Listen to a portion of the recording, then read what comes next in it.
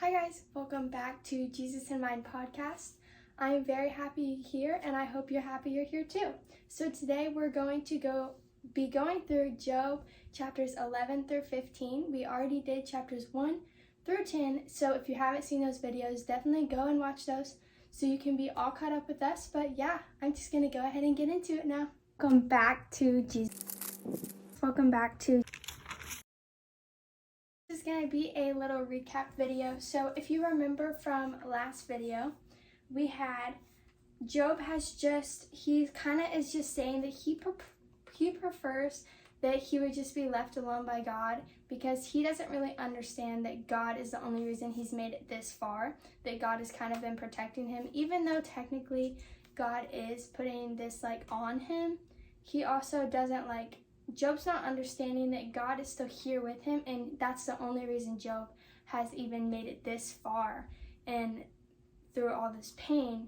So right now Job is kind of he's a little mad at God that he won't just leave him alone because he thinks God's doing nothing for him right now. Chapter 11. So starting off with verses 1 through 6, Zophar is talking to Job now, and he's kind of just saying Job deserves worse. So Zophar has had enough of Job. He's tired of him talking. He's tired of him complaining because in Zophar's mind, Job is pretty much he's just a man full of talk, which is what he says. He thinks that Job is pretty much just saying he is a good, faithful servant, but really he's not at all.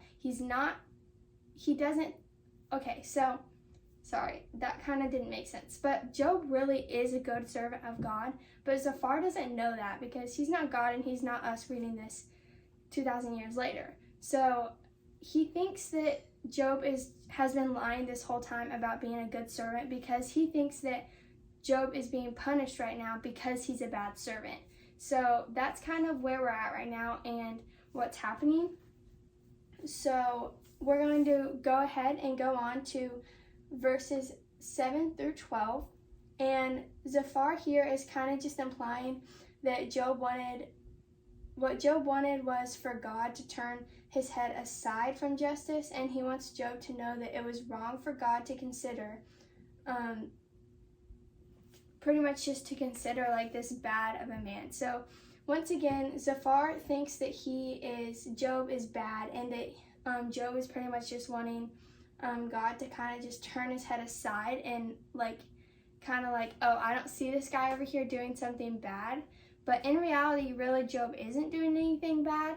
So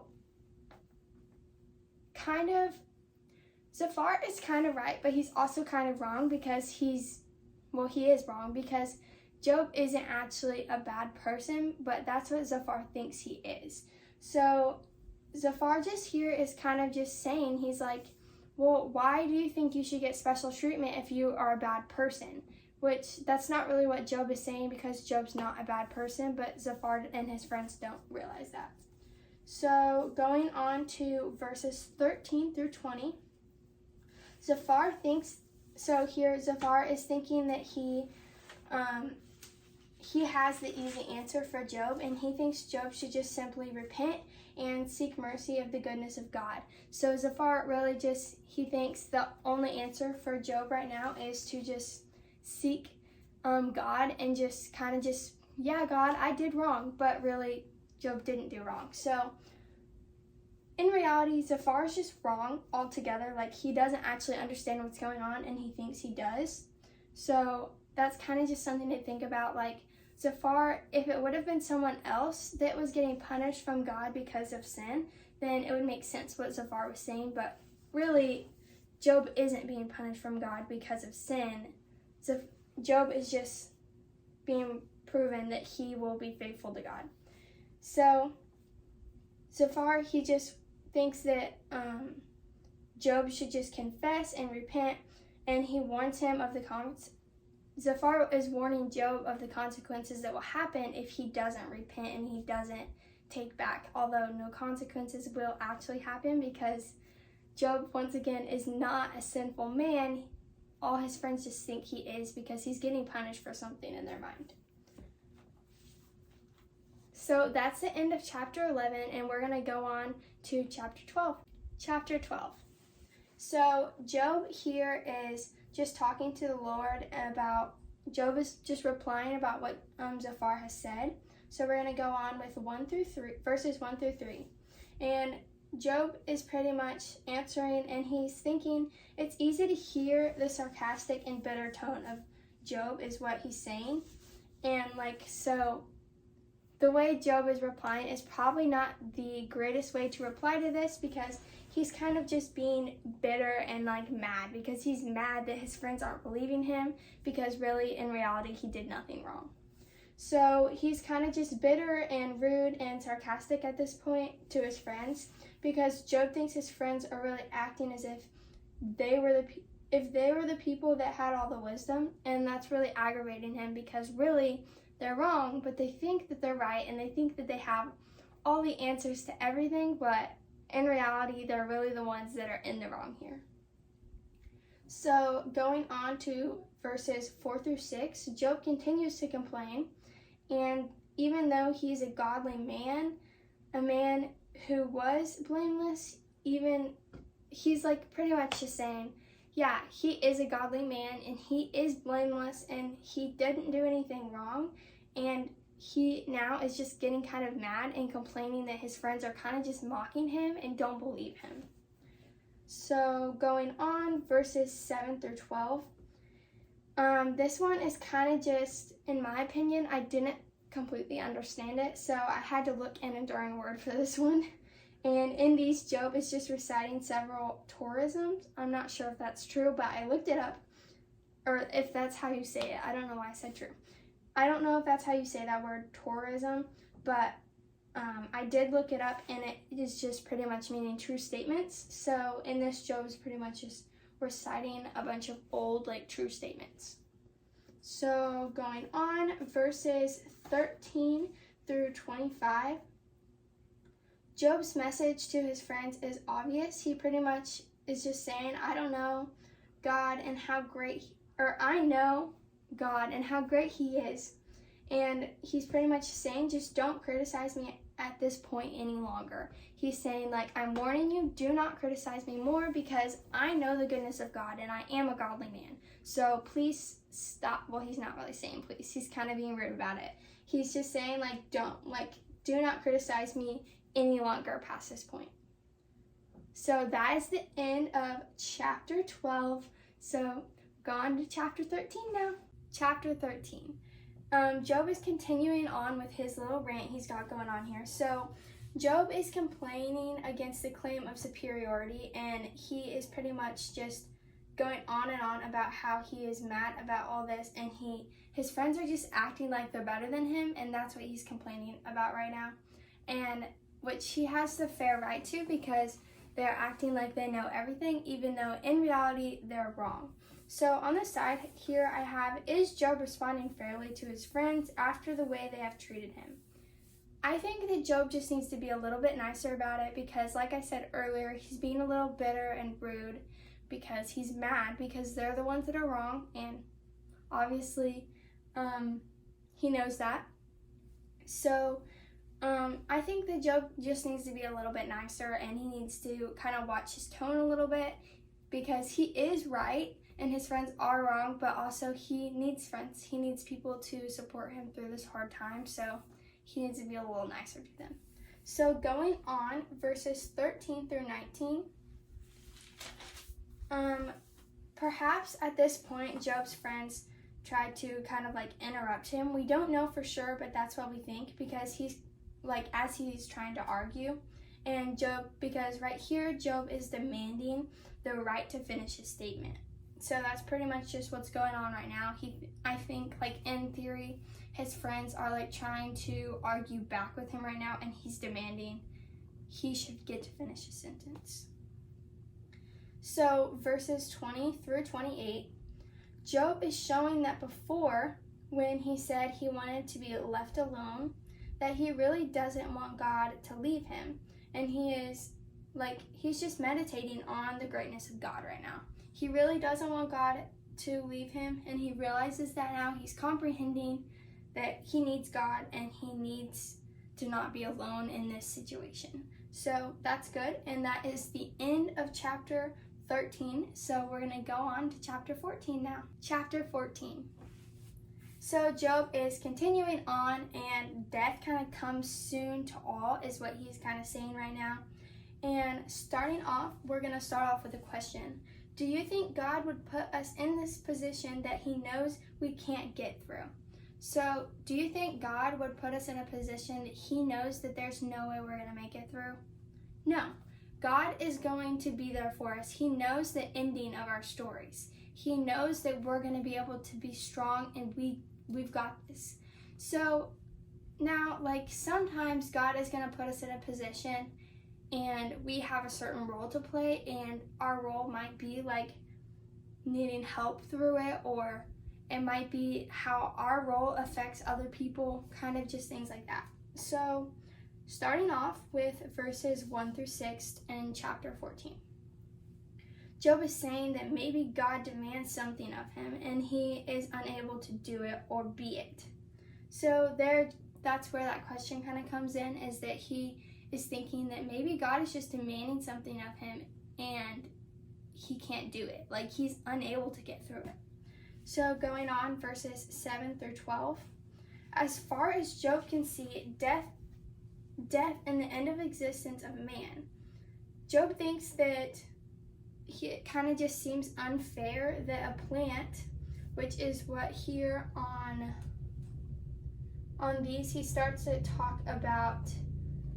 It says, verse 9, it says, and put out the branches like young plant. So where he's talking about this plant, it can be kind of confusing. So he's talking about how it's unfair that a plant has hope, but man does not. So he's just kind of jealous because he thinks that a plant has better hope than him, and yeah. So going on, verses 13 through 17. Sorry. Job doesn't know much about the condition of man, what will happen after death, but he knows that there is after death. And he thinks maybe there is hope, and that it would be better to just die and end his misery, and that he wouldn't be in his misery that he's in right now after death. So we're going to go on to verses 18 through 22. Job is picturing a mountain crumbling away. Job is picturing a mountain crumbling away, and he just thinks that a flood sweeping away the greatest parts of earth is kind of the idea that God himself is just taking down mankind, and there's really nothing man can do. So his idea is that God is taking him down and there's nothing he can do. So that's what he's kind of thinking right now. So that is the end of chapter 14, and we're going to go on to chapter 15. Chapter 15. This is the last chapter for today, so definitely go ahead and hit that like and subscribe button, and follow my TikTok and Instagram under JesusInMind00 before we go on with this last chapter. So I'm going to go on now. I hope you did that. Definitely pause this video if you haven't yet, because I put daily things on my TikTok, and I post things when I post a new YouTube video and everything on my Instagram. So going on, chapter 15, Eliphaz accuses Job and that Job does not fear God. So question here is it right to be rude to someone even if you think it's okay? No, it's not right to be rude to someone even if you think God would think it's okay, because God doesn't think it's okay. It's not right, no matter who they are, what they've done, or where they've been, to be rude to someone, because you need to be welcoming them in to the love of God, not pushing them away.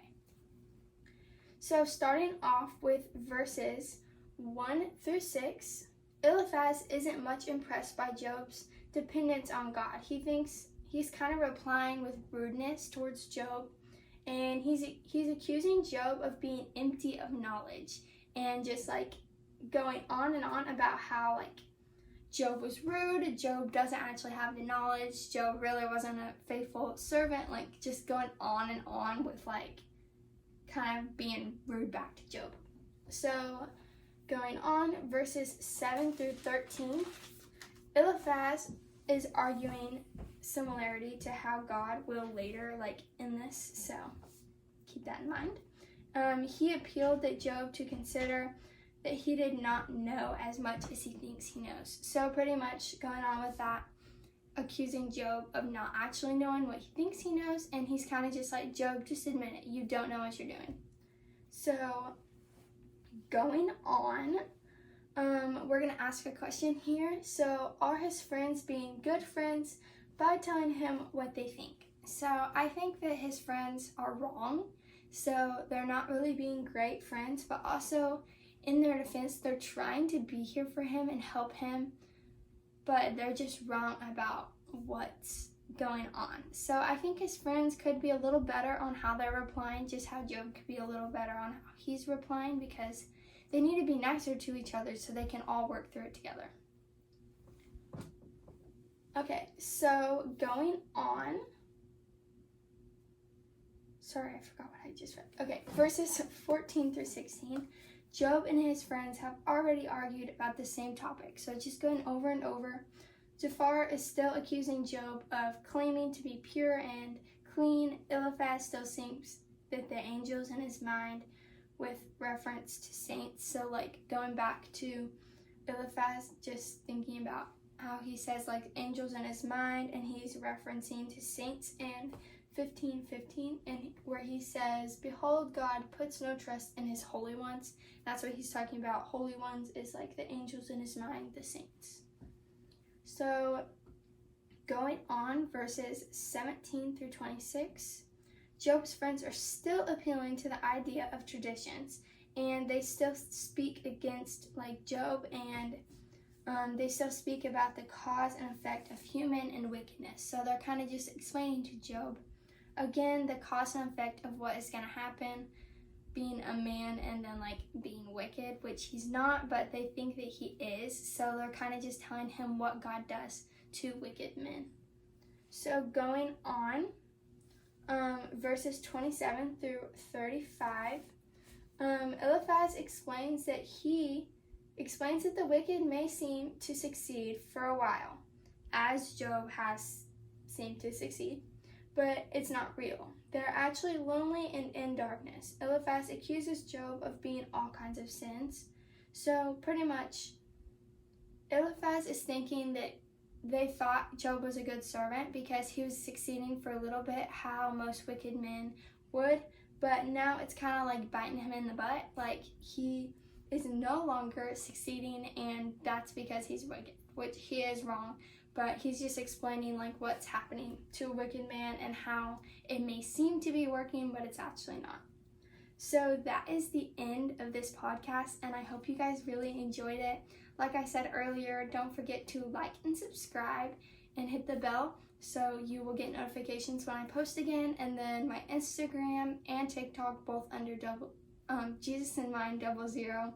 So you will see daily reminders of Jesus on my TikTok, and just see what's going on with my life on my Instagram and when I post new YouTube videos. So thank you guys so much for watching. I hope you enjoyed it. Bye!